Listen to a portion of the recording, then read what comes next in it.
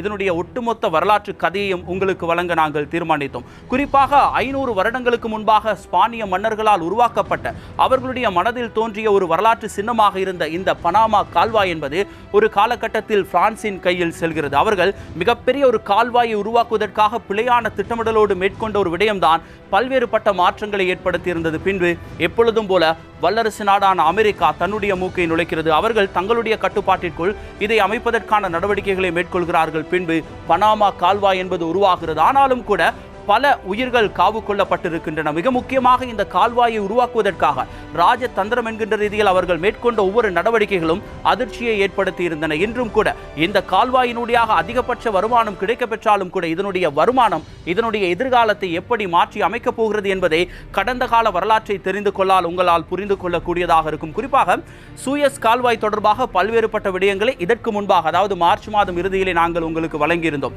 Suez கால்வாய் என்பது எப்படிப்பட்ட வரலாற்றை கொண்டு அமைந்திருந்தது என்கின்ற ரீதியில் பல வரலாற்று நிகழ்வுகளை உங்களுக்கு கூறியிருந்தாலும் அன்றைய காலகட்டத்திலும் சரி, இன்றைய இந்த பனாமா கால்வாயினுடைய வரலாற்றையும் சற்றி ஒன்றிணைத்து பார்க்கும் பொழுது பல ஆச்சரியகரமான விடயங்கள் ஏற்படுத்தி இருக்கின்றன. குறிப்பாக இரண்டையும் அமைப்பதற்கு திட்டமிட்டவர் ஒரே ஒரு பொறியியலாளர் தான். அவர்தான் பிரான்ஸ் நாட்டை சேர்ந்த Ferdinand de Lesseps. Ferdinand de Lesseps Suez கால்வாய் அமைப்பதற்காக பல்வேறுபட்ட தியாகங்களை செய்திருந்தார். அதே தியாகத்தை பனாமா கால்வாயை உருவாக்குவதற்காகவும் அவர் மேற்கொண்டிருந்தார். ஆனால் சூயஸ் கால்வாயை அமைக்கும் பொழுது அவர் நாயகனாக பார்க்கப்பட்டார். ஆனால் இந்த பனாமா கால்வாயை உருவாக்கும் பொழுது மிகப்பெரிய எதிரியாகவும் துரோகியாகவும் அவர் பார்க்கப்பட்டார். அவருடைய திட்டமிடல் மிக பிழையான வழிநடங்களில் சென்றதால் தான் பனாமா கால்வாய் பல்வேறுபட்ட பிரச்சனைகளை சந்திக்க நேரிட்டது. ஆயிரக்கணக்கான உயிர்கள் பலிகொள்வதற்கு காரணமாகவும் அமைந்திருந்தது. இப்படி பல வரலாற்று தடங்களை கொண்ட பனாமா கால்வாய் எப்படி உருவானது, அதற்கான ஆரம்ப கட்டம் எங்கிருந்து உருவாகியது தொடங்கியது என்பதை முதலில் நாம் தெரிந்து கொண்டு பின்பு பனாமா கால்வாயை சுற்றி நடந்த ஒட்டுமொத்த அரசியல் நிகழ்வுகளையும் உங்களுக்கு நாங்கள் வழங்குகிறோம்.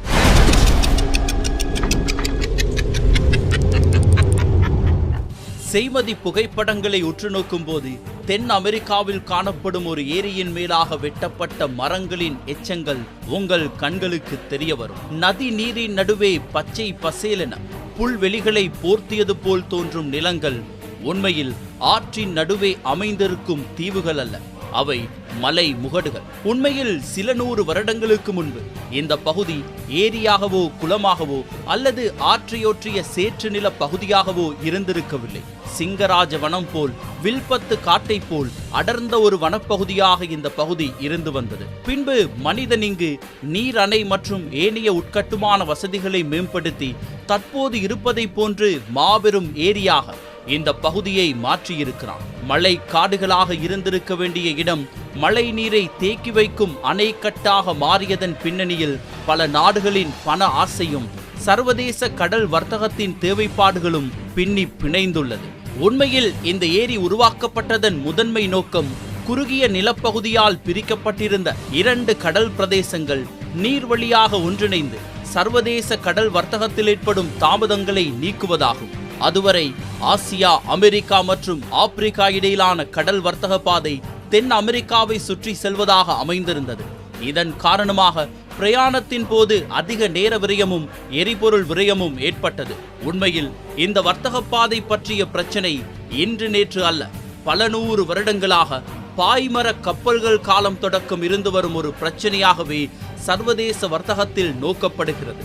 வட அமெரிக்கா, தென் அமெரிக்கா என 2 மாபெரும் கண்டங்கள் சம்பந்தப்படும் இந்த வர்த்தக பாதை பிரச்சனை தீர்க்கப்படாததன் காரணமாக சர்வதேச வர்த்தகத்தின் வளர்ச்சி குறிப்பிட்ட ஒரு காலம் வரை தடைப்பட்டே காணப்பட்டது. எனினும் இந்த பிரச்சனையை ஆராய்ந்து வந்த பொறியியலாளர்களின் மனதில் நம்பிக்கை கீற்று ஒரே ஒரு மத்திய ஆப்பிரிக்காவின் குறுகிய நிலப்பரப்பின் வடிவில் உருவாகியது. இந்த பிரச்சனையை தீர்ப்பதற்கு பொறியியலாளர்கள் பலரும் கண் வைத்தது மத்திய அமெரிக்க பகுதியில் காணப்படும் 80 கிலோமீட்டர் நீளம் கொண்ட ஒரு நிலப்பகுதியாகும்.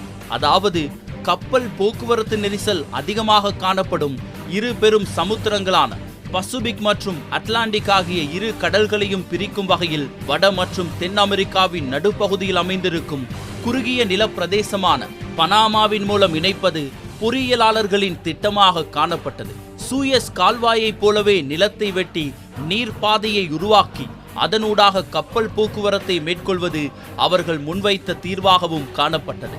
எனினும் இந்த திட்டம் வார்த்தைகளில் சொல்வதைப் போல அவ்வளவு எளிதான ஒரு காரியமாக அமைந்திருக்கவில்லை. கிட்டத்தட்ட இலங்கையின் கரையோர பிரதேசத்தில் ஒரு அதிவேக பாதையை அமைப்பதற்கும் மத்திய மலைநாட்டில் ஒரு பாதையை அமைப்பதற்கும் இடையில் எத்தகைய வேறுபாடுகள் காணப்படுமோ அதை போலவே கப்பல் பாதை கால்வாய்கள் அமைக்கும் போதும் தரை தோற்ற அமைப்பின்படியும் பூகோளவியல் அமைவிட அடிப்படையிலும் பல்வேறு சவால்கள் தோன்றும். பனாமா கால்வாயின் கட்டுமானத்தின் போது நாம் அறிந்திராத பல்வேறு பொறியியல்சார் சவால்கள், நிதி பற்றாக்குறை நிலைமைகள், வல்லரசுகளின் அதிகார போட்டிகள் என பல சம்பவங்கள் இடம்பெற்றுள்ளன.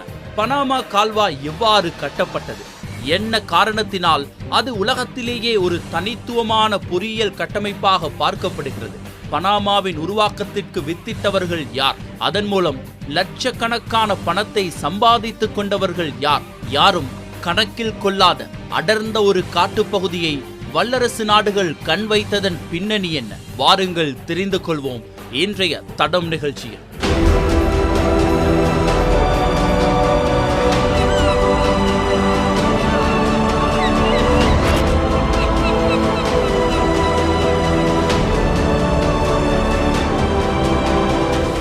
சீனாவின் பட்டுப்பாதை மற்றும் ஒரு சில தரைவழி பாதைகளை மட்டுமே நம்பியிருந்த சர்வதேச வர்த்தகம் ஐரோப்பிய மாலுமிகளால் உயிரை பணயம் வைத்து மேற்கொள்ளப்பட்ட கடல் பயணங்களின் பிரதிபலனாக தரையிலிருந்து கடல்வழி பாதைக்கு மாற்றமடைந்தது. ஸ்பெயின், போர்த்துகல், ஒல்லாந்து, பிரெஞ்சு மற்றும் ஆங்கிலேய அரசாங்கங்கள் பல லட்சம் ரூபாய்களை செலவழித்து கப்பல்களை கட்டி உலகின் அடையாளம் காணப்படாத பல புதிய பகுதிகளுக்கு கப்பல் பயணங்களை மேற்கொண்டு அதன் பயணப்பாதையை குறிப்பெடுத்து அனைவரும் அனைத்து நாடுகளுக்கும் செல்வதற்கான வழிவகைகளை ஏற்படுத்தினர். வாஸ்கோ ட காமா, கொலம்பஸ், மார்க்கோ போலோ போன்ற பல கடலோடிகளும் புதிய புதிய கப்பல் பாதைகளை கண்டுபிடித்து அதன் மூலம் ஐரோப்பிய நாடுகளின் படைகளை புதிய பிரதேசங்களுக்கு அழைத்து சென்றனர். இப்படியாகத்தான் 15ஆம் நூற்றாண்டு தொடக்கம் 19ஆம் நூற்றாண்டு வரை பிரான்ஸ், இங்கிலாந்து, ஸ்பெயின், ஒல்லாந்து ஆகிய நாடுகள் ஆசிய, ஆப்பிரிக்க மற்றும் ஐரோப்பிய நாடுகளை தமது காலனித்துவ ஆட்சியின் கீழ் கொண்டு வந்தனர். இதற்கு பிரதான காரணம்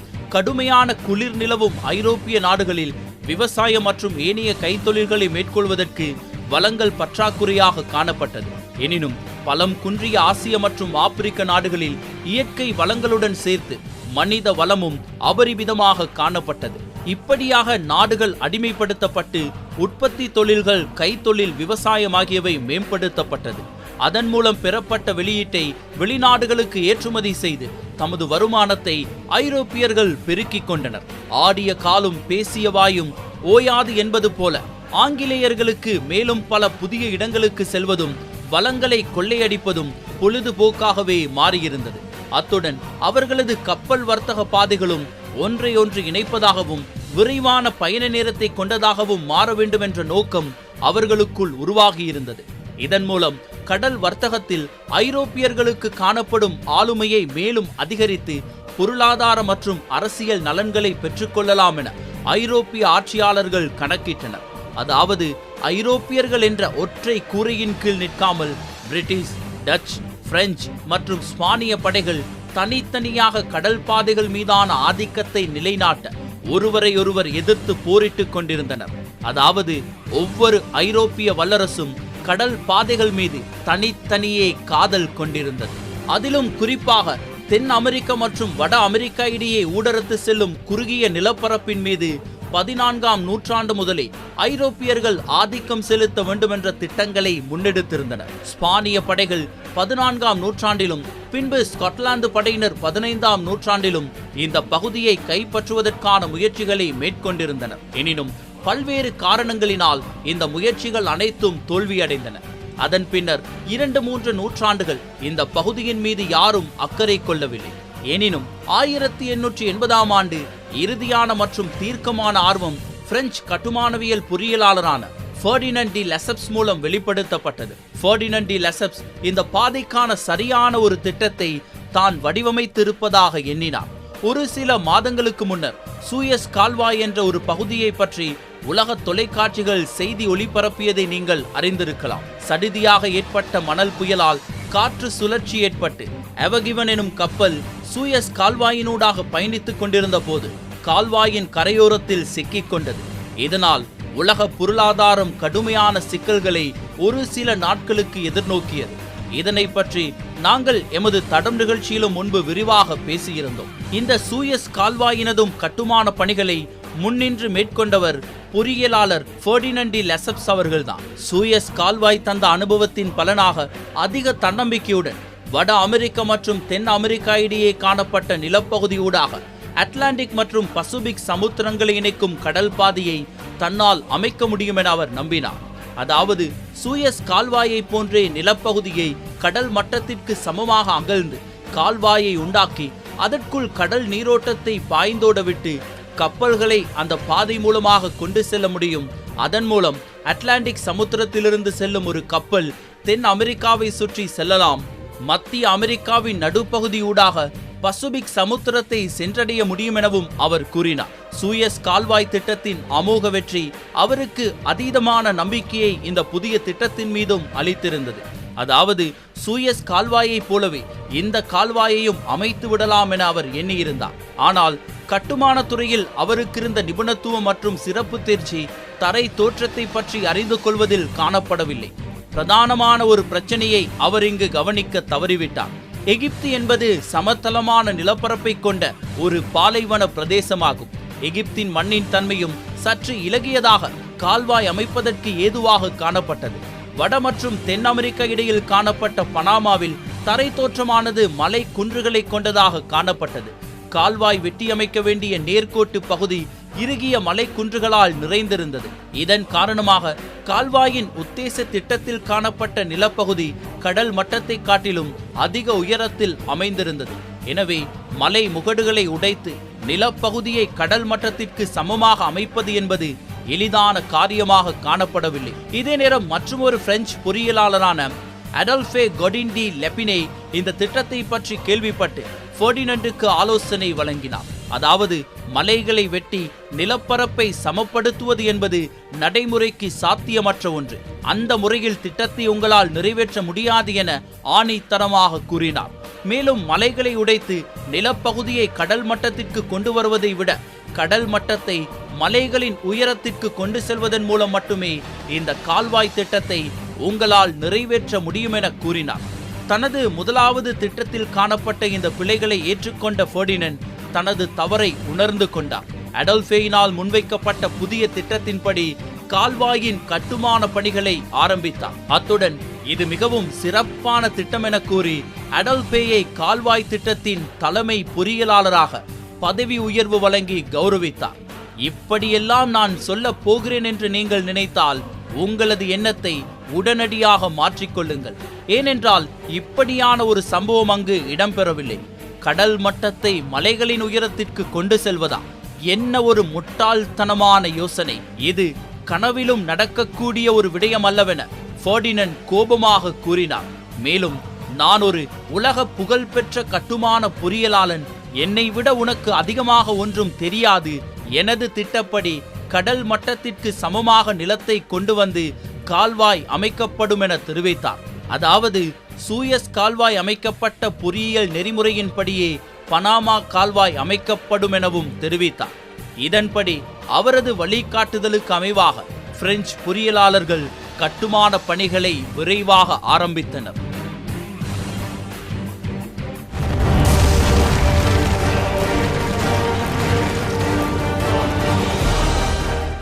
பிரான்ஸ் பொறியியலாளர்களினால் இந்த கால்வாயை அமைப்பதற்கான திட்டமானது இறுதி செய்யப்பட்டு ஆசியா மற்றும் ஆப்பிரிக்க நாடுகளிலிருந்து அடிமைகள் கொண்டு வரப்பட்டு வேலைக்கு அமர்த்தது எப்படிப்பட்ட விளைவுகளை அவர்கள் சந்தித்திருப்பார்கள். புதிய புதிய பிரச்சனைகள் அவர்களை வேலை செய்ய விடாமல் தடுக்கிறது. அதே நேரத்தில் அங்கு காடுகளில் வேலைகள் மேற்கொள்ளப்பட்டதினால் நோய்களுக்கும் ஆளாகுகிறார்கள். டெங்கு, மலேரியா, மஞ்சள் காய்ச்சல் போன்ற பல்வேறுபட்ட நோய்களுக்கு உள்ளாகி பலர் மரணிக்க தொடங்குகிறார்கள். கிட்டத்தட்ட 25,000 உயிர்கள் காவு கொள்ளப்படுகின்றன. 25,000க்கும் மேற்பட்ட உயிர்கள் காவு கொள்ளப்படும் பொழுது யார் யார் எப்படி எப்படி இறந்தார்கள், எந்தெந்த நாட்டை சேர்ந்தவர்கள் இறந்தார்கள் என்பதை கணக்கில் வைத்துக் கொள்ள முடியாத அளவுக்கு உயிரிழப்புகள் ஏற்பட்டிருந்தன. குறிப்பாக அந்த காலத்தில் ஐரோப்பிய நாடுகளினால் மேற்கொள்ளப்படுகின்ற இந்த நாடு பிடிக்கும் வேட்கையில் அவர்கள் நாடு பிடிக்கும் பொழுது அங்கு ஏற்படுத்த விளைகின்ற ஒவ்வொரு விடயங்களினூடாக இந்த ஆசியா மற்றும் ஆப்பிரிக்காவில் இருந்துதான் அடிமைகளை கொண்டு வந்து அவர்களை வேலைக்கு அமைத்து அவர்களுடைய உயிர்களை பற்றி எந்த விதமான கவலையும் படாமல் தங்களுடைய பொருளாதாரத்தை கட்டமைத்துக் கொள்வதற்கான வேலைகளை செய்திருந்தார்கள். அன்றும் சரி இன்றும் சரி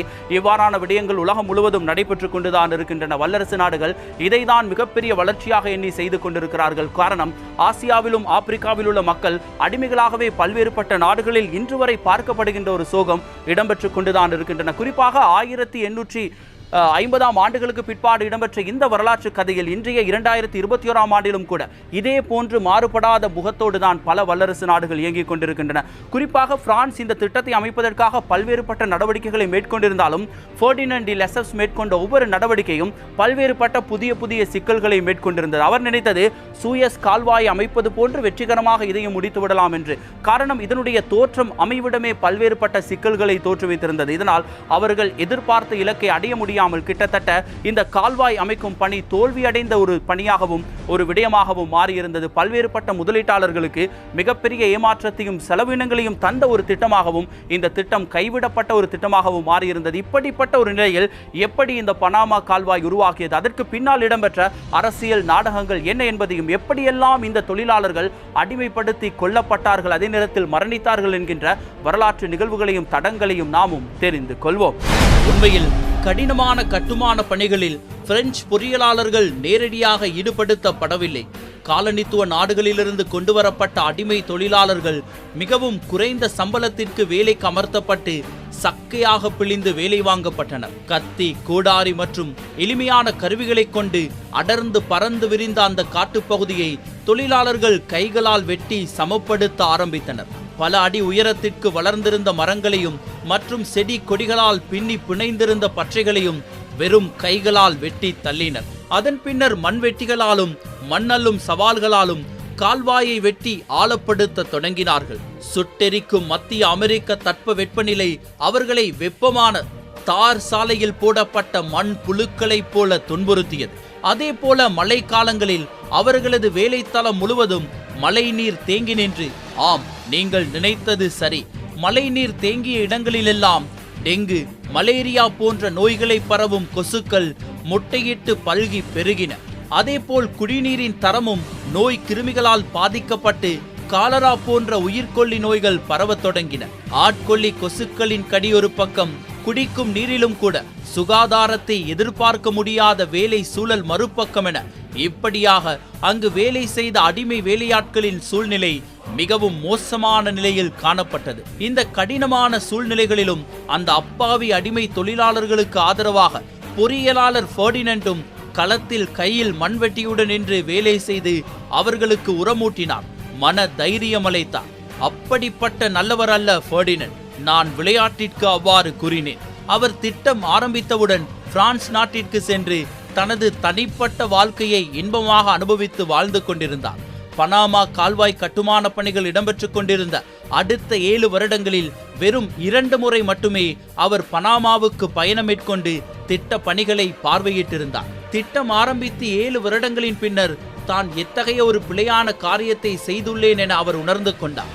கால்வாய் திட்டப்பாதை பிழையான வழியை நோக்கி சென்று கொண்டிருப்பதையும் அவர்கள் எதிர்பார்த்த கால்வாயின் வடிவமைப்பு உருவாகுவதற்கான சாத்தியக்கூறுகள் குறைவடைந்து வருவதையும் அவர் அவதானித்தார். எப்படி மரண ரயில் பாதை கட்டுமானத்தின் போது லட்சக்கணக்கான தமிழர்கள் மற்றும் ஆங்கிலேயர் கொல்லப்பட்டனரோ அதை போலவே பனாமா கால்வாய் கட்டுமானத்தின் முதல் 7 வருடத்தில் மட்டும் 20,000க்கும் மேற்பட்ட அடிமை தொழிலாளர்கள் தமது இன்னுயிரை இழந்திருந்தனர். டெங்கு, காலரா, வாந்திபேதி மற்றும் விபத்துக்களினால் பலரும் இந்த திட்டத்தின் போது உயிரிழந்தனர். அதிலும் சோகமான ஒரு விடயம் என்னவென்றால், இறந்தவர்களது ஊர் பெயர் மற்றும் அவர்களது அடையாளம் என எதுவும் தற்போது வரை யாருக்கும் தெரியாது. இத்தனை 1000 பேர் உயிரிழந்த பின்னரும் கூட கால்வாய் பணிகள் எந்தவித முன்னேற்றத்தையும் கண்டிருக்கவில்லை. அதாவது கால்வாய் வெட்டும் பணி தொடர்ந்து இடையூறுகளை சந்தித்துக் கொண்டே இருந்தது. வெப்பமான சூழ்நிலை காணப்பட்ட போதும் அடிக்கடி மழை வீழ்ச்சி பெறும் இடமாகவும் பனாமா காட்டுப்பகுதி காணப்பட்டது. இதனால் ஒரு நாள் முழுவதும் தொழிலாளர்கள் பாடுபட்டு மண்ணை அகழ்ந்தெடுத்து ஒருபுறம் குவித்து வைத்தால் அடுத்த நாள் காற்றாற்று வெள்ளமாக மழை வந்து வெட்டியெடுத்த மண் அனைத்தையும் கால்வாய்க்குள்ளேயே மீண்டும் நிரப்பிவிடும். சுழற்சி தொடர்ச்சியாக இடம்பெற்று கொண்டே இருந்தது. இதன் காரணமாக கால்வாய் ஆரம்பித்த இடத்திலேயே பல வருடங்களாக ஸ்தம்பித்து நின்றது. திட்ட பணிகளின் நிலைமை அறிக்கையை பெற்று அவதானித்த பெர்டினண்டுக்கு இதற்கு மேலும் இந்த கால்வாயை இதே முறையில் அமைக்க முயற்சி செய்வது பொருத்தமான செயல் அல்லவென புரியத் தொடங்கியது. கால்வாயை வெற்றிகரமாக அமைப்பதற்கு வேறு ஏதேனும் வழிமுறைகள் உள்ளனவா என சிந்திக்கத் தொடங்கினார். அப்போதுதான் 7 வருடங்களுக்கு முன்பு அவரது சக பொறியியலாளர் கூறிய யோசனை அவருக்கு நினைவுக்கு தட்டப்பட்டது. பொறியியலாளர் அடோல்ஃபே கூறிய கடல் மட்டத்தை மலைகளின் மட்டத்திற்கு உயர்த்தி கால்வாய் அமைப்பது என்ற யோசனை அவரது மனதின் ஆழத்திலிருந்து வெளியே வந்தது. அடோல்ஃபே கூறிய திட்ட வடிவின் உண்மைத்தன்மை அப்பொழுதுதான் அவருக்கு புரிய தொடங்கியது.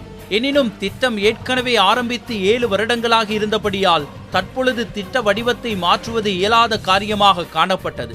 7 வருடங்களும் முதலீட்டாளர்கள் பணத்தை வாரி இறைத்து ஏதேனும் முன்னேற்றம் ஏற்படும், கால்வாய் பணிகள் நிறைவு பெற்று தமது முதலீட்டுக்கான வருமானத்தை உழைக்க ஆரம்பிக்கலாம் என அவர்கள் காத்திருந்தனர். அவர்களிடம் சென்று திட்டத்தின் வடிவமைப்பை மாற்ற வேண்டும், அதற்கு மேலதிக பணம் வேண்டும் என்று கேட்டால் நிச்சயமாக அதற்கென்று ஒரு பிரதிபலனும் இருக்காது என பெர்டினண்ட் உணர்ந்திருந்தார். அத்துடன் 20,000க்கும் மேற்பட்ட உயிர்களும் இழக்கப்பட்டிருந்தன. கால்வாய் பணிகள் மேற்கொள்ளப்படும் பிரதேசம் டெங்கு, மலேரியா, காலரா மற்றும் மஞ்சள் காய்ச்சல் ஆகிய நோய்கள் இலகுவாக பரவும் இடமாக காணப்பட்டமை திட்டம் தொடர்பான நிச்சயத்தன்மையை மேலும் அதிகரித்தது. இறுதியில் இது தோல்வியடைந்த திட்டமாக அறிவிக்கப்பட்டது.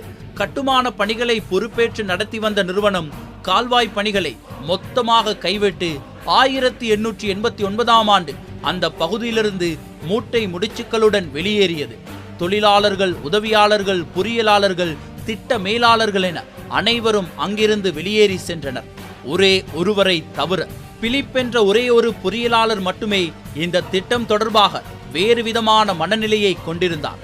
பிலிப் பிரான்ஸ் நாட்டை சேர்ந்த பொறியியலாளர் மற்றும் ஒரு மாபெரும் வர்த்தகரும் ஆவார். பனாமா கால்வாயின் ஆரம்பம் முதல் பல செல்வந்தர்களும் அரசியல்வாதிகளும் தொடர்ச்சியாக அந்த திட்டத்தை நிறைவேற்றுவதற்காக பணத்தை முதலீடு செய்து வந்தனர். அவ்வாறு முதலீடு செய்தவர்களில் பிலிப்பும் ஒருவர். பனாமா கால்வாய் திட்டத்தின் தோல்வியுடன் ஏனைய முதலீட்டாளர்கள் தாம் பிழையான ஒரு திட்டத்தில் முதலீடு செய்துவிட்டோம், நமது பணம் அனைத்தும் போய்விட்டதே என புலம்பிக் கொண்டிருந்த வேளை பிலிப் மட்டும் வேறு விதமான மனதைரியத்தை கொண்டிருந்தார்.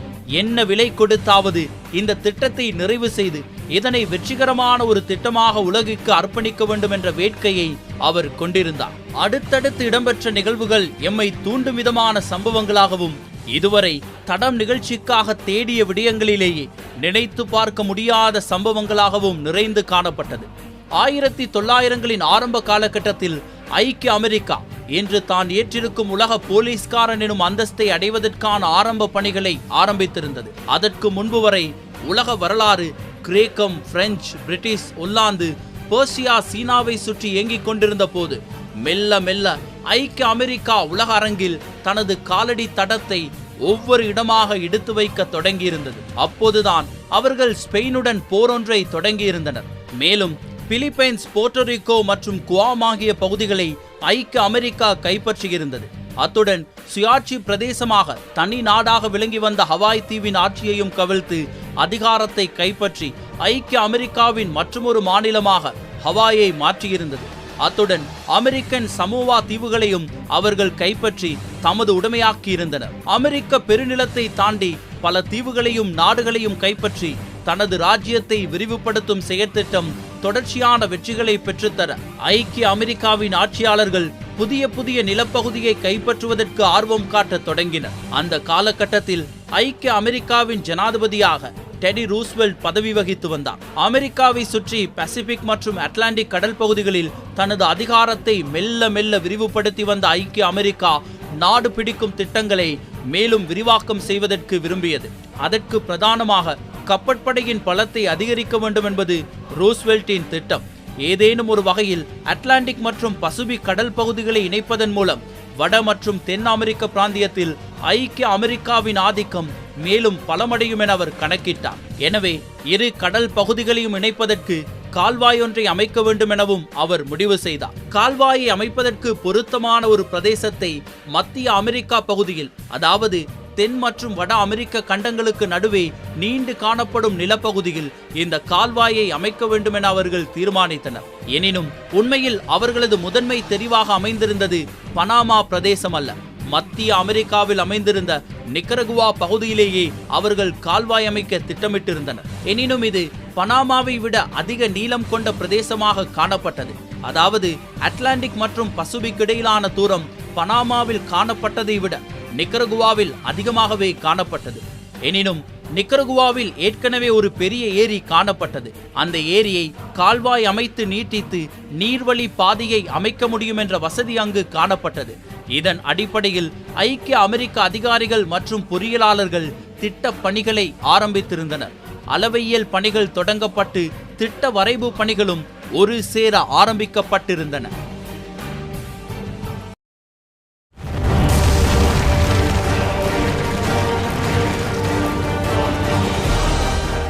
எப்பொழுதுதான் கதையில் பல ஆச்சரியகரங்களில் சிக்குவதற்காக தங்களை தயார்படுத்திக் கொண்டிருந்த பொழுது பிலிப் ஒட்டுமொத்தமாக அவர்களுடைய மனதை தனக்கு சாதகமாக பயன்படுத்தி கொலம்பியாவுடன் பல்வேறுபட்ட பிரச்சனைகளை மேலும் அதிகரித்து பனாமாவை தனி நாடாக மாற்றியமைத்து பல துரோகங்களை செய்து பனாமா கால்வாயினுடைய திட்டத்தை அமெரிக்காவின் கையில் திருடி கொடுக்கிறார். ஒட்டுமொத்தமாக அமெரிக்கா பல உலக நாடுகளை திருடிதான் தன்னுடைய கட்டுப்பாட்டிற்குள் கொண்டு வந்தது. இன்று மிகப்பெரிய தீவாக பார்க்கப்படுகின்ற அவாய் தீவும் கூட அமெரிக்காவால் திருடப்பட்டதுதான். பிலிப்பைன்ஸ் கூட அமெரிக்காவால் திருடப்பட்டதுதான். பல்வேறுபட்ட திருட்டுத்தனங்களை மேற்கொண்டுதான் வல்லரசு என்கின்ற ரீதியில் அமெரிக்கா இன்று மிகப்பெரிய ஒரு நாடாக மாறியிருக்கிறது. இதனை நாங்கள் கூறுவதற்கும் கூட காரணம் இருக்கின்றன. வரலாற்று நிகழ்வுகளில் அமெரிக்கா எப்படி நாடு பிடிக்கும் வேட்கையில் ஈடுபட்டது என்கின்ற வரலாற்றை நீங்கள் தேடி பார்த்தால் நாங்கள் கூறியது சரி என்பதை நீங்கள் புரிந்து கொள்வீர்கள். இவ்வாறான ஒரு நிலையில்தான் அமெரிக்கா பனாமா கால்வாய் அமைப்பதற்காக மிக முக்கியமான பல்வேறுபட்ட காய் நகர்த்தல்களை மேற்கொள்ளும் பொழுது பிலிப் என்கின்ற ஒரு தனி மனிதனுடைய வலையில் சிக்கி அவர்களுக்கு தேவையான பொருளாதாரத்தையும் அதே நேரத்தில் பிலிப் தன்னுடைய ஆதாயத்தையும் தேடுவதற்காக அமெரிக்காவை எப்படியெல்லாம் பயன்படுத்தினார்,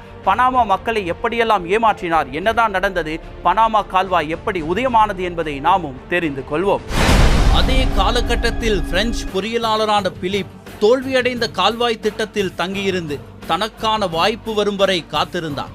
அதே நேரத்தில் ஐக்கிய அமெரிக்கா அட்லாண்டிக் மற்றும் பசிபிக் பெருங்கடல் பகுதிகளை இணைப்பதற்கு கால்வாய் திட்டத்தை முன்னெடுக்கிறது என கேள்விப்பட்டு இதுவே தனக்கான தக்க தருணம், இந்த வாய்ப்பை கை நழுவவிட்டால் வரலாற்றில் பனாமா கால்வாய் தோல்வியடைந்த ஒரு திட்டமாக இடம்பெற்றுவிடும் என அவர் மனது கூறியது. அமெரிக்காவுக்கு சென்ற பிலிப் அமெரிக்க காங்கிரஸ் சபை பிரதிநிதிகளுடன் கலந்துரையாடலில் ஈடுபட்டார். அங்கு அவர் பின்வருமாறு தனது கருத்துக்களை தெரிவித்தார். நீங்கள் அட்லாண்டிக் மற்றும் பசிபிக் கடல் பகுதிகளை இணைப்பதற்கான பணிகளை மேற்கொண்டு வருகிறீர்கள் என நான் அறிந்து கொண்டேன். கால்வாய் அமைப்பதற்கான திட்ட பணிகளையும் அளவியல் பணிகளையும் ஆரம்பித்து விட்டீர்கள் என்றும் எனக்கு நன்றாக தெரியும். எனினும் கால்வாய் அமைப்பதற்கு நீங்கள் தெரிவு செய்துள்ள பகுதியான நிக்கரகுவாவை சுற்றி பல கொந்தளிக்கும் எரிமலைகள் காணப்படுகின்றன. சீற்றத்துடன் வெடித்து சிதறும் எரிமலை குழம்புகளை கக்கும் எரிமலைகளாக இவை காணப்படுகின்றன. அதிலும் குறிப்பாக மொமொட்டோம்போ எரிமலை நீங்கள் திட்டத்தை செயற்படுத்தும் பகுதிக்கு மிக அருகிலேயே அமைந்துள்ளது. அத்துடன் சமீபத்தில் தான் அந்த எரிமலை வெடித்து எரிமலை குழம்பை கக்கியது. இது அந்த பிரதேசத்தில் பெரும் சேதத்தையும் ஏற்படுத்தி இருந்தது என அவர் கூறினார். இந்த கூற்றுக்கு வலு சேர்க்கும் விதமாக நிக்கரகுவாவின் தபால் முத்திரைகளில் வெடித்து சிதறும் எரிமலைகளின் புகைப்படங்களும் இடம்பெற்றுள்ளமை குறிப்பிடத்தக்கது. இதனை தனக்கு சாதகமாக பயன்படுத்திக் கொண்ட பிலிப் இந்த தபால் முத்திரைகளை பத்திரப்படுத்திக் கொண்டு அமெரிக்க செனட்டர்களிடம் அதனை காண்பித்தார். நிக்கரகுவாவை சுற்றி பல எரிமலைகள் கொந்தளித்துக் கொண்டிருக்கின்றன என இதனை ஆதாரமாக கொண்டு அவர்களுக்கு விளக்கினார். மேலும் அமெரிக்க செனட்டர் பிரதிநிதிகளே, இந்த பிரதேசத்தில் நீங்கள் கால்வாயை அமைத்தால் அது எரிமலை குழம்பால் அல்லது எரிமலை வெடிப்பின் போது ஏற்படும் அதிர்வுகளால் பாதிக்கப்படக்கூடும். எனவே நீங்கள் சிந்தித்து செயற்பட வேண்டிய தருணம் இதுவென கூறினார். உண்மையில் இந்த பிரச்சாரம் பிலிப்பிற்கு சாதகமாகவே அமைந்துவிட்டது. அமெரிக்க செனட் சபை நிக்கரகுவாவில் கால்வாயை அமைப்பதற்கு தயக்கம் காட்ட தொடங்கியது. அங்கு கால்வாயை அமைத்தால் எரிமலைகளால் ஏதேனும் பாதிப்பு ஏற்பட்டு விடுமோ என அவர்கள் அப்போது அச்சம் கொள்ள தொடங்கினர். இறுதியாக பலதரப்பட்ட கலந்த ஆலோசனைகளுக்கு பின்னர் நிக்கரகுவாவில் அமைப்பதற்கு தீர்மானித்திருந்த கால்வாய் திட்டம் மொத்தமாக கைவிடப்பட்டது. எனினும் அதே கால்வாயை வேறு பகுதியில் அமைப்பதற்கான ஆய்வு பணிகள் தொடங்கப்பட்டன. கால்வாய்க்கு பொருத்தமான வேறு ஏதேனும் இடங்கள் உள்ளனவா என பொறியியலாளர்கள் தேடத் தொடங்கினர். அவர்களுக்கு உதவி செய்வது போல பேசிய பிலிப் அவர்களுக்கு பொருத்தமான ஒரு இடத்தை தேடுவதற்கு தானும் உதவுவதாக கூறி அவர்களுடன் இணைந்து கொண்டார். திட்ட ஆய்வுகளின் போது சாதுரியமாக தந்திரமாக தனது காய்களை பிலிப் நகர்த்தத் தொடங்கினார். அமெரிக்க அதிகாரிகளை நோக்கி பனாமா உங்களது கால்வாயை அமைப்பதற்கு பொருத்தமான இடமாக காணப்படும். அத்துடன் பிரெஞ்சு பொறியியலாளர்கள் ஏற்கனவே அங்கு ஒரு கால்வாயை அமைத்து பாதி வழியில் விட்டு சென்றுள்ளனர். அதை நீங்கள் பொறுப்பேற்றால் இலகுவாக கால்வாய் திட்டத்தை செயற்படுத்த முடியும் என பிலிப் கூறினார். அத்துடன் அங்கு கைவிடப்பட்ட இயந்திர உபகரணங்கள் அனைத்தையும் அவர்களுக்கு கையளிப்பதாகவும் பிலிப் உறுதி வழங்கினார். எனினும் அமெரிக்காவுக்கு இந்த திட்டத்தை பொறுப்பேற்பதில் ஒரு தயக்கம் காணப்பட்டது. காரணம், அந்த காலகட்டத்தில் பனாமா என்பது கொலம்பியாவின் ஆட்சிக்கு உட்பட்ட ஒரு பிரதேசமாக காணப்பட்டது. எனவே அமெரிக்க அதிகாரிகள் பிலிப்பிடம் கொலம்பியா அரசாங்கம் இந்த திட்டத்தை ஏற்றுக்கொள்வதற்கு அனுமதி வழங்கினால் மட்டுமே தோல்வியடைந்த உங்களது கால்வாய் திட்டத்தை நாங்கள் பொறுப்பேற்று செயற்படுத்த முடியும்.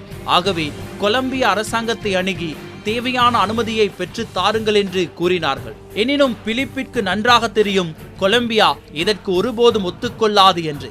எப்படியாவது இந்த திட்டத்தை அமெரிக்காவின் தலையில் கட்டிவிட வேண்டும் என்ற முனைப்புடன் செயற்பட்ட பிலிப் அடுத்தடுத்த வழிகளை பற்றி யோசித்தார்.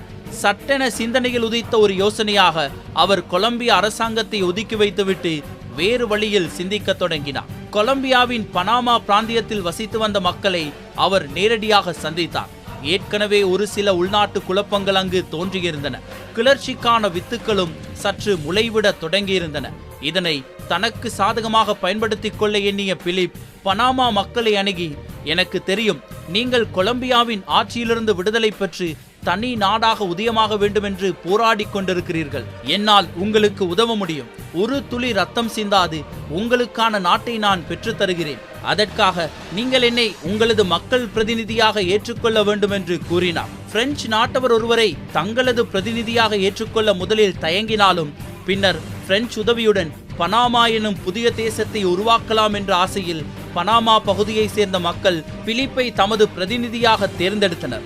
எனினும் அவர்கள் முன்வைத்த முக்கியமான ஒரு நிபந்தனை துப்பாக்கி வேட்டு சத்தம் எந்த ஒரு பகுதியிலும் கேட்கக்கூடாது என்பதாகும். அப்பொழுது பிலிப் அங்கீகரிக்கப்படாத பனாமா தேசத்தின் பிரதிநிதியாக நியமிக்கப்பட்டிருந்தார். கொலம்பியாவுடன் இந்த திட்டத்தை நிறைவேற்றுவது தொடர்பில் ராஜதந்திர ரீதியில் பேச்சுக்களை மேற்கொள்ளுமாறு பிலிப் அமெரிக்க செனட் சபையிடம் கூறினார். எனினும் கொலம்பியா இந்த திட்டத்திற்கு கொஞ்சம் கூட விருப்பம் தெரிவிக்கவில்லை. காரணம், அமெரிக்காவை உள்ளே வரவிட்டால் பனாமாவை தாண்டி கொலம்பியா நாட்டில் வேறு சில பகுதிகளையும் அமெரிக்கா கைப்பற்றிவிடும் என கொலம்பியா அரசாங்கம் அஞ்சியது. பேச்சுவார்த்தை தோல்வியில் முடிவடைய அமெரிக்கா திரும்பிய செனட் சபை தூதுக்குழு பேச்சுவார்த்தை தோல்வியில் முடிவடைந்ததை பிலிப்பிடம் கூறியது. கொலம்பியாவின் அனுமதியின்றி கொலம்பியாவின் ஆட்சி பிரதேசத்தில் இந்த திட்டத்தை நிறைவேற்ற முடியாது என கூறி கையை விரித்தது. அப்போதுதான் தனது இரண்டாம் தர திட்டத்தை, அதாவது பிளான் பியை பிலிப் முன்வைத்தார். நான் பனாமாவை சேர்ந்த மக்களிடம் இது பற்றி ஏற்கனவே பேசிவிட்டேன். அவர்கள் கொலம்பியாவிலிருந்து விடுதலை பெற்று தனி நாடாக விளங்க வேண்டும் என ஆசைப்படுகிறார்கள்.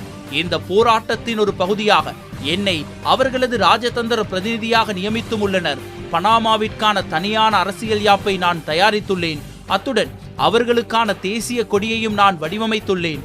செனட் சபையாகிய நீங்கள் ஐக்கிய அமெரிக்க கடற்படையின் ஒரு சில கப்பல்களை அந்த பகுதியில் களமிறக்கி ஒரு சில ஆயிரம் படையினரை பனாமாவின் பாதுகாப்பு பணிகளுக்காக நியமித்தால் பனாமா மக்கள் அச்சமின்றி போராட்டத்தில் ஈடுபட்டு தமக்கான சுயாட்சி அதிகாரத்தை போராடி பெற்றுக் கொள்வார்கள் என்று பிலிப் கூறினார். எனினும் எதேச்சதிகாரமான இந்த திட்டத்தை அமெரிக்க செனட் சபை உடனடியாக நிராகரித்தது. எனினும் இந்த பேச்சுவார்த்தைகளை பற்றி அறிந்து கொண்ட அப்போதைய அமெரிக்க ஜனாதிபதி டெடி ரூஸ்வெல்ட் இந்த திட்டத்தை நிறைவேற்றுவதற்கு ஆர்வம் தெரிவித்தார். நவீன கால அமெரிக்கா ஏனைய நாடுகளின் சுயாதீன தன்மையில் மூக்கை நுழைப்பதற்கு ஆர்வம் காட்டி வருவதை தினசரி செய்திகளில் நீங்கள் காணலாம். ஐக்கிய அமெரிக்காவின் இந்த நீல மூக்குப்போக்கை ஆரம்பித்து வைத்தது டெடி ரூஸ்வெல்ட் என்றால் அது மிகையல்ல. ரூஸ்வெல்ட்டின் இந்த மனநிலையை தனக்கு சாதகமாக பயன்படுத்திக் கொண்ட பிலிப் அவருடன் கைகோர்த்தார். பிலிப் கோரிய ராணுவ உதவிகளை வழங்குவதற்கு ரூஸ்வெல்ட் சம்மதித்தார். இதன் பிறகு பனாமா மக்களுடன் பேசிய பிலிப் 1903 நவம்பர் மாதம் கிளர்ச்சி நடவடிக்கைகளை ஆரம்பிக்குமாறு கூறினார். அதாவது கொலம்பிய தேசத்திற்கு எதிராக போராட்டங்களை ஆரம்பித்து பனாமாவை தன்னிச்சையான சுயாட்சி பிரதேசமாக அறிவித்துக் கொள்ளுமாறு அவர் பனாமா மக்களுக்கு ஆலோசனை கூறினார். மறுபுறம் இந்த ஆர்ப்பாட்டங்களை பாதுகாப்பதற்காக ஐக்கிய அமெரிக்காவின் கப்பல் படையிலிருந்து சில யுத்த கப்பல்களை பனாமாவின் கரையோர பகுதியில் நிறுத்தி வைக்குமாறு ஜனாதிபதி ரூஸ்வெல்ட்டிடம் பிலிப் கூறியிருந்தார். சம்பவங்கள் அனைத்தும் பிலிப் எழுதிய திரைக்கதைப்படி வரிசையாக இடம்பெற்றது. போராட்டங்கள் கிளர்ந்தெழுந்தன. அமெரிக்க கடற்படை பனாமாவின் கரையோர பகுதிக்கு வந்து சேர்ந்தது. இதனால் செய்வதறியாது நின்ற கொலம்பியா அரசாங்கம் வேறு வழியின்றி அமெரிக்காவை எதிர்க்கும் முடிவை கைவிட்டது. பனாமா இதன்பின் சுயாட்சி நாடாக தன்னை அறிவித்துக் கொண்டது. ஐக்கிய அமெரிக்கா பனாமாவை புதியதொரு நாடாக அங்கீகரித்தது. பிலிப் அந்த நாட்டின் ராஜதந்திர பிரதிநிதியாக உத்தியோகபூர்வமாக நியமிக்கப்பட்டார். இதன் பின்னர் அமெரிக்காவுக்கு நெருக்கமானவராக மாறிய பிலிப் அதிபர் ரூஸ்வெல்ட்டுடன் பேச்சுவார்த்தைகளை ஆரம்பித்தார். இரு நாடுகளுக்கிடையில் பரஸ்பரம் ஒப்பந்தங்கள் மேற்கொள்வது தொடர்பில் பேச்சுவார்த்தைகள் மேற்கொள்ளப்பட்டன. பனாமாவின் உத்தியோகபூர்வ பிரதிநிதியாக விளங்கிய பிலிப் தன் அதிகாரத்தை பயன்படுத்தி பனாமா நிலத்தில் கால்வாய் அமைப்பதற்கும் அதன் பொருளாதார நலன்களை அனுபவிப்பதற்கும் ஐக்கிய அமெரிக்காவுக்கு உத்தியோகபூர்வமாக அதிகாரத்தை வழங்கினார். பனாமா கால்வாய் தொடர்பில் இதுவரை இடம்பெற்ற சம்பவங்களை சுருக்கமாக பார்த்தால் கனவிலும் கூட இப்படியான ஒரு ரோலர்கோஸ்டர் அனுபவத்தை எம்மால் காண முடியாது. பிரான்ஸ் கைவிட்டு சென்ற ஒரு கால்வாய் திட்டத்தை கடைசியாக தங்கியிருந்த பிலிப் என்ற ஒரே ஒரு பொறியியலாளர் பொறுப்பேற்று ஐக்கிய அமெரிக்கா அமைக்க இருந்த கால்வாயின் இருப்பிடத்தை நிக்கரகுவாவிலிருந்து இடமாற்றி பனாமாவிற்கு கொண்டு சென்று அங்கு மக்கள் கிளர்ச்சியை தூண்டி தனி நாட்டை உருவாக்கி உதவிக்கு அமெரிக்காவின் கப்பல் படையை வரவழைத்து இறுதியாக பனாமாவுக்கு சம்பந்தப்படாத பிரான்ஸ் நாட்டை சேர்ந்த தன்னை பனாமா நாட்டின் ராஜதந்திர பிரதிநிதியாக நியமித்துக் கொண்டார். பனாமாவை அமெரிக்காவுக்கு விற்றும் விட்டார். இந்த திட்டத்தில் இறுதியாக பிலிப் மற்றும் ஐக்கிய அமெரிக்க குடியரசின் செயலாளர் நாயகம் ஜான் ஹே இடையில் இருதரப்பு ஒப்பந்தம் கைச்சாத்திடப்பட்டது. இந்த ஒப்பந்தத்தின்படி ஐக்கிய அமெரிக்காவுக்கு பனாமாவில் கால்வாய் அமைப்பதற்கான பரிபூரண உரிமை கிடைத்தது. இதில் மிகவும் ஆச்சரியகரமான வேடிக்கையான அதுவும் நம்ப முடியாத ஒரு விடயம் என்னவென்றால், ஒப்பந்தம் கைச்சாத்திடப்படும் போது அந்த அறையில் பனாமாவின் சுதேச குடிமக்கள் யாரும் இருந்திருக்கவில்லை. அதாவது பனாமா மக்களின் விருப்பம் அல்லது அவர்களின் கருத்து கேட்கப்படாமலேயே இந்த திட்டம் நிறைவேற்றப்பட்டது. உண்மையில் இது பனாமா மற்றும் அமெரிக்கா இடையில் மேற்கொள்ளப்பட்ட ஒரு ஒப்பந்தம் அல்ல, மாறாக பிலிப் என்ற பிரெஞ்சு பொறியியலாளர் மற்றும் அமெரிக்கா இடையில் மேற்கொள்ளப்பட்ட ஒப்பந்தமே இதுவாகும்.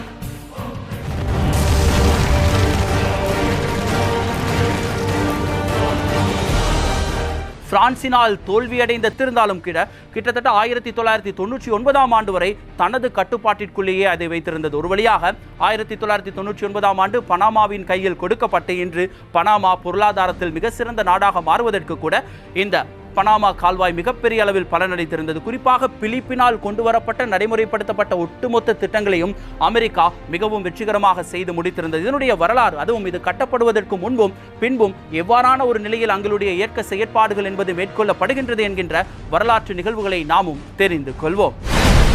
மேற்கொள்ளப்பட்ட ஒப்பந்தத்தின்படி ஐக்கிய அமெரிக்கா தனது பொறியியலாளர்கள் மற்றும் கட்டுமான ஊழியர்களை பனாமாவில் கொண்டு வந்து சேர்த்தது. அவர்களது பாதுகாப்பிற்காக ஐக்கிய அமெரிக்க இராணுவமும் அங்கு வந்து சேர்ந்தது. இதனை சற்றும் எதிர்பார்க்காத பனாமா சுதேச குடிமக்கள் அமெரிக்காவின் இந்த நகர்வை முற்றாக எதிர்த்தனர். எந்தவித அனுமதியுமின்றி அமெரிக்கா இவ்வாறு நடந்து கொள்வதாக அவர்கள் நினைத்தார்கள். பின்னர் ஐக்கிய அமெரிக்கா பிலிப் கையெழுத்திட்ட ஒப்பந்தத்தின் பிரதியை பனாமா குடிமக்களிடம் காண்பித்தது. அப்போதுதான் அவர்கள் தாங்கள் விட்ட தவறை உணர்ந்து கொண்டார்கள். பிலிப் நயவஞ்சகமாக பேசி தன்னை தமது ராஜதந்திர பிரதிநிதியாக நியமித்து அதன் மூலம் பனாமாவுக்கு தெரியாமலேயே அவர்களது பெயரில் அமெரிக்காவுடன் ஒப்பந்தம் மேற்கொண்டுள்ளார் என்பது புரிய தொடங்கியது. அரசியல் பிரச்சனைகள் சரி செய்யப்பட்டு இறுதியாக ஐக்கிய அமெரிக்கா கால்வாய் வெட்டும் பணிகளை ஆரம்பித்தது. பிரான்ஸ் கைவிட்டு சென்ற இடத்திலிருந்தே மீண்டும் பணிகளை அமெரிக்கா ஆரம்பித்தது. அதாவது திட்டப்பாதை மாற்றப்படாமல் அதே வழியில் கால்வாய் மீண்டும் வெட்டப்பட தொடங்கியது. 7 வருடங்களாக பிரான்ஸ் தடுமாறி தடங்கி நின்ற அதே பாதையில் மீண்டும் கட்டுமான பணிகளை ஆரம்பித்தது. உண்மையில் தான் செய்த தவறுகளிலிருந்து அமெரிக்கா பாடமும் கற்றுக்கொண்டது. அதே தவறுகள் மீண்டும் இடம்பெறாத வகையில் அமெரிக்கா தனது திட்டத்தை முன்னெடுத்தது. திட்டத்தின் ஆரம்பத்துடன் அங்கு ரயில் பாதையை அமெரிக்கா அமைத்தது. இதன் மூலம் கால்வாய் வெட்டப்பட்டு கால்வாயின் இருபுறமும் குவிக்கப்படும் மண்ணானது ரயில் பெட்டிகளில் ஏற்றி தூரமான இடங்களுக்கு அனுப்பப்பட்டது. இதன் மூலம் மழையால் மீண்டும் கால்வாய்க்குள்ளேயே வெட்டப்பட்ட மண் அடித்து செல்லப்படுவது தடுக்கப்பட்டது. அதேபோல கொசுக்களின் வளர்ச்சியை கட்டுப்படுத்தும் ரசாயனங்கள் நீர் தேங்கிய பிரதேசங்களிலும் மரங்களின் மீதும் விசிறப்பட்டது. இதன் மூலம் டெங்கு, மலேரியா அனைத்தும் வெற்றிகரமாக இடம்பெற்று கால்வாய் எதிர்பார்க்கப்பட்ட திட்ட வரைவின்படி கட்டி முடிக்கப்பட்டது. திட்டத்தின் நிறைவின் போது அமெரிக்க அதிபர் ரூஸ்வெல்ட் பனாமாவுக்கு விஜயம் மேற்கொண்டு கட்டுமான தொழிலாளர்களுடன் களத்தில் நின்று புகைப்படம் எடுத்துக்கொண்டார். இந்த நேரத்தில் திட்டத்தை விட்டு மொத்தமாக வெளியேறியிருந்த பிலிப் பிரான்ஸ் நாட்டில் மீண்டும் சென்று தஞ்சமடைந்திருந்தார். விந்தை மிக்க கட்டுமான அதிசயமாக பார்க்கப்படும் பனாமா கால்வாய் எவ்வாறு இயங்குகிறது என்று நாம் சற்று பார்ப்போம். இப்படியான ஒரு நிலப்பகுதியை கற்பனை செய்து கொள்ளுங்கள். ஒரு பக்கம் அட்லாண்டிக் சமுத்திரமும் மறுபக்கம் பசிபிக் சமுத்திரமும் காணப்படுகிறது. இடைப்பட்ட நிலப்பகுதி கடல் மட்டத்திலிருந்து 26 மீட்டர் உயரத்தில் காணப்படுகிறது. முதலில் இந்த நிலத்தின் நடுப்பகுதியில் ஒரு மிகப்பெரிய அணைக்கட்டை கட்டினார்கள். இதன் மூலம் அங்கு பெரியதொரு நன்னீர் ஏரி உருவாக்கப்பட்டது. இதன் மூலம் கால்வாயின் இயக்கத்திற்கு தேவையான பெருந்தொகை நீர் அங்கு தேக்கி வைக்கப்பட்டது. அதுவரை நிலப்பகுதிகளையும் சிறு சிறு மலை குன்றுகளையும் கொண்டிருந்த அந்த பகுதி நீருக்குள் மூழ்கி நீரின் நடுவில் தெரியும் தீவுகள் போல் உருமாறின. அதன் பின்னர் மிகவும் சாதுரியமான கட்டுமானவியல் கண்டுபிடிப்பான நீர்த்தடை கதவுகள் அமைக்கப்பட்டது. இவ்வாறு கடல் மட்டத்தினூடாக கால்வாய்க்குள் நுழையும் கப்பல் கதவுகளை கொண்ட நீர் தொட்டி போன்ற அமைப்புக்குள் நுழையும். இந்த தொட்டியில் கால்வாயின் நடுப்பகுதியில் கட்டப்பட்ட அணைக்கட்டிலிருந்து திறந்துவிடப்பட்ட நீர் சேர்த்து வைக்கப்படும். இப்பொழுது கப்பல் உள்ளே செல்வதற்கு உபயோகப்படுத்திய தொட்டியின் பின்பக்க கதவு பூட்டப்பட்டுவிடும். இதன்போது அணையிலிருந்து வரும் நீர் இன்னும் கொஞ்சம் கப்பல் இருக்கும் தொட்டிக்கு திறந்து விடப்படும். இதன் மூலம் முதலாவது தொட்டியில் நீர்மட்டம் அதிகரித்து கப்பல் உயரத்திற்கு கொண்டு செல்லப்படும். இதன்போது முதலாவது தொட்டியை விட சற்று உயரத்தில் அமைந்திருக்கும் இரண்டாவது தொட்டியின் நீர்மட்டத்திற்கு சமமாக கப்பல் அமர்ந்திருக்கும். கப்பல் இன்ஜின்கள் மெல்ல மெல்ல இயக்கப்பட்டு கப்பல் இரண்டாவது தொட்டிக்கு உள்ளே நுழையும். மீண்டும் பின்பக்க கதவுகள் பூட்டப்பட்டு அணைக்கட்டி நீர் திறக்கப்பட்டு இரண்டாவது தொட்டியில் நீர்மட்டம் அதிகரிக்கப்படும். மீண்டும் கப்பல் மூன்றாம் கட்ட தொட்டிக்கு நகர்வை மேற்கொள்ளும். இப்படியாக மொத்தம் 3 தொகுதிகளை கடந்து 26 மீட்டர் உயரத்திற்கு மேலே அமைந்திருக்கும் சமதள நீர் கால்வாய் பகுதிக்கு கப்பல் கொண்டு செல்லப்படும். அதன்பின் முன்பு கூறிய செயற்கையாக அமைக்கப்பட்ட ஏரியினூடாக பயணத்தை மேற்கொள்ளும் கப்பல் கால்வாயின் மற்றைய முனையை வந்தடையும். மீண்டும் படிப்படியாக மேலே சென்றதைப் போல அதற்கு மறுதளிப்பாக இப்போது படிப்படியாக கீழே இறங்கி கடல் மட்டத்திற்கு கொண்டு செல்ல வேண்டும். அதாவது முதலாவது உயரமான தொட்டியில் கப்பல் உள்ளே சென்ற பின் அந்த தொட்டி திறக்கப்பட்டு நீர்மட்டம் குறைக்கப்படும். மெல்ல மெல்ல கப்பல் கீழே இறங்கும். இரண்டாவது உயரம் குறைந்த தொட்டியின் நீர்மட்டத்திற்கு தற்பொழுது கப்பல் கொண்டு வரப்படும். இரண்டாவது தொட்டிக்குள் கப்பல் சென்றதன் பின்னர் பின்பக்க கதவுகள் மூடப்பட்டு இரண்டாவது தொட்டியின் கதவு திறக்கப்படும். படிப்படியாக கீழே இறங்கும் கப்பல் இந்த பொறிமுறை ஊடாக கடல் மட்டத்தை சென்றடையும். இந்த கால்வாய் மூலம் அட்லாண்டிக்கிலிருந்து பசிபிக் சமுத்திரத்திற்கும் பசிபிக் சமுத்திரத்திலிருந்து அட்லாண்டிக் சமுத்திரத்திற்கும் கப்பல்கள் வந்து செல்ல முடியும். உண்மையிலேயே இது கட்டுமான துறையினரால் ஒரு உலக அதிசயமாகவே பார்க்கப்பட்டு வருகிறது. பனாமா கால்வாய் உலக கப்பல் போக்குவரத்தையும் உலக வர்த்தகத்தையும் மென்மேலும் விரிவடைய செய்தது. நாடுகளுக்கிடையிலான பொருள் பரிமாற்றத்திற்கு அதிகமாக உதவி புரிகிறது. கால்வாய் தந்த பொருளாதார நலன்களால் ஐக்கிய அமெரிக்கா அந்த நிலத்தை நிரந்தரமாக தனது கட்டுப்பாட்டிற்குள் வைத்திருப்பதற்கு முடிவு செய்தது. அதிக படையினரை களமிறக்கி பனாமா நிலப்பகுதியை பாதுகாத்து 1900களில் காணப்பட்ட ஐக்கிய அமெரிக்க குடியரசின் வரைபடத்தை எடுத்து பார்த்தால் பனாமா கால்வாய் மற்றும் அதனை சுற்றிய நிலப்பகுதியும் ஐக்கிய அமெரிக்காவின் ஒரு ஆட்சி பிரதேசமாக காட்டப்பட்டிருக்கும். அதாவது பனாமாவும் அமெரிக்காவின் ஒரு பகுதியே என்பதே அமெரிக்கர்களின் வாதம். பனாமா போன்ற கப்பல் வர்த்தக பாதையின் கேந்திர முக்கியத்துவம் வாய்ந்த ஒரு இடத்தை கைவசம் வைத்திருப்பது அவர்களுக்கு பிராந்திய அதிகார பலத்தை மேலும் அதிகரித்தது. எனினும் சுதேச குடிமக்கள் தமது நாட்டின் நில உரிமையை வெளிநாட்டினர் அனுபவிப்பதற்கு அதற்கு மேலும் இடமளிக்க விரும்பவில்லை. 1960ஆம் ஆண்டுகளில் மாணவர்கள் மற்றும் தொழிலாளர் அமைப்புகள் பனாமா கால்வாய் திட்டத்திற்கு எதிராக கிளர்ந்தெழுந்தனர். அமெரிக்க இராணுவத்திற்கு எதிரான போராட்டங்கள் நாடெங்கிலும் முன்னெடுக்கப்பட்டன. சொந்த நாடு பிற நாட்டு சக்திகளால் சூறையாடப்பட்டு நிலங்கள் அபகரிக்கப்படும் போது ஒவ்வொரு குடிமகனும் தனது நாட்டிற்காக வீதிக்கு இறங்கி போராட வேண்டும். போராட்டத்தின் போது அவன் எழுப்பும் ஒவ்வொரு கோஷமும் எதிர்கால சந்ததியினருக்காக நாடு பாதுகாக்கப்படும் என்றும் பல நாடுகளில் மக்கள் சொந்த நாடு அந்நிய நாட்டு சக்திகளால் அபகரிக்கப்படுவது தெரிந்தும் அதை பற்றி கவலை ஏதுமின்றி இன மத மொழி பேதங்களை உருவாக்கி அதற்குள்ளாகவே சண்டையிட்டுக் கொண்டிருப்பதை நாம் காண்கிறோம். அவர்கள் அனைவரும் பனாமா எனும் சிறிய தேசத்தின் குடிமக்களை பின்பற்றி தமது மனங்களில் மாற்றத்தை கொண்டு வர வேண்டும். நெஞ்சில் உரமுமின்றி நேர்மை திறமுமின்றி வஞ்சனை சொல்வாரடி கிளியே, வாய் சொல்லில் வீரரடி. கூட்டத்தில் கூடி நின்று கூவி பிதற்றலன்றி நாட்டத்தில் கொல்லாரடி கிளியே, நாளில் மறப்பாரடி என்ற பாரதி கவிதையில் சொல்லப்பட்ட மக்களாய் வாழாமல் ஒற்றுமையுடன் அந்நிய சக்திகள் தாய் நாட்டை கூறு போடுவதை எதிர்த்து நிற்க வேண்டும். மக்கள் தமது பலத்தை காட்ட வேண்டும். தொடர்ந்து பல தசாப்தங்கள் நீடித்த இந்த போராட்டங்களின் பலனாக இறுதியாக 1999 ஆண்டு டிசம்பர் 31 பனாமா கால்வாயின் உரிமையை அமெரிக்கா பனாமா நாட்டிடம் கையளித்தது. இன்றும் பனாமா கால்வாய் தினசரி பல கப்பல்களுக்கு விரைவான கடல் பாதையாக இருந்து வருகிறது. 100 வருடங்களுக்கு முன்பு உருவாக்கப்பட்ட தொழில்நுட்பத்தை இன்றும் பயன்படுத்தி வெற்றிகரமான கால்வாயின் செயற்பாட்டை முன்னெடுத்து வருகின்றனர். எனினும் இந்த ஒட்டுமொத்த கதையும் பிலிப்பெனும் ஒற்றை மனிதன் தனி ஆளாக நின்று ஒரு வல்லரசியே தனது சொற்படி நடக்க வைத்து கைவிடப்பட்ட ஒரு கால்வாயை கட்டி முடித்து அதன் மூலம் தனது முதலீட்டிற்கு அதிக வருமானத்தை அந்த திட்டத்திலிருந்தே பெற்றுக்கொண்டார். திரைக்கடலோடியும் திரவியம் தேடி என நம் முன்னோர்கள் கூறிய வார்த்தைக்கு அமைய மேலும் பல நாடுகளையும் கட்டுமானங்களையும் மக்களையும் பற்றியும் விரைவில் தடத்தினூடாக தெரிந்து கொள்வோம். எத்தனை ஆச்சரியகரமான அது மிகப்பெரிய ஒரு துறைமுகம் இல்லாத ஒரு காரணத்தினால் கொழும்பு துறைமுகத்தை பயன்படுத்தி அதிகமான கொள்கலன்களை இறக்கி ஏற்றும் வியாபாரத்தில் அவர்கள் ஈடுபட்டு கொண்டிருக்கிறார்கள். கொழும்பு துறைமுகத்தை பார்த்தாலும் கூட 3 முனையங்கள் காணப்படுகின்றன. அதிலும் ஒரு முனையில் தனியாருக்கு பங்குகள் விற்கப்பட்டிருக்கின்றன. இதனூடாக கூட கொழும்பு துறைமுகத்தினுடைய வளர்ச்சி என்பது மிகப்பெரிய அடுத்த கட்டத்தை நோக்கி நகரும் என்று பார்த்தால் சற்று சரிவைத்தான் ஏற்படுத்தி இருக்கின்றன. இவைகள் தொடர்பாகவும் நாம் அதிகமாக தெரிந்து கொள்ள வேண்டும். இதனுடைய அரசியலையும் நாம் புரிந்து கொள்ள வேண்டும். அதற்கான தேடலை இப்பொழுது நாங்கள் ஆரம்பித்திருக்கின்றோம். முழுமையான வரலாற்று நிகழ்வுகளையும் தடங்களையும் அறிந்து கொண்டதன் பின்னர் கொழும்பு துறைமுகங்கள் பற்றிய முழுமையான வரலாற்றை வழங்குவதற்கு கூட நாங்கள் தயாராக இருக்கிறோம். இதனையெல்லாம் தாண்டி மக்களாகிய உங்களுக்கு, ரசிகர்களாகிய உங்களுக்கு எப்பொழுதுமே கூறுகின்ற ஒரு விடயம்தான், இந்த இக்கட்டான ஒரு சூழ்நிலையில் அதுவும் மிக முக்கியமாக இந்த கொரோனா அலையிலிருந்து விடுபட்டு அடுத்த கட்ட நகர்வுகளை நோக்கி இப்பொழுது செல்வதற்கான ஏற்பாடுகளை நாங்கள் மேற்கொண்டிருக்கிறோம். கல்வியாளர்கள் கல்வியை கற்று முடிந்தவரை மாணவர்களை அடுத்த கட்டத்தை நோக்கி நகர்த்துவதற்கான மேற்கொள்ள வேண்டும். தனி நபர்கள் எப்படிப்பட்ட முறையில் நாட்டினுடைய அபிவிருத்திக்கு எங்களுடைய பங்களிப்பை வழங்கலாம் என்கின்ற ரீதியில்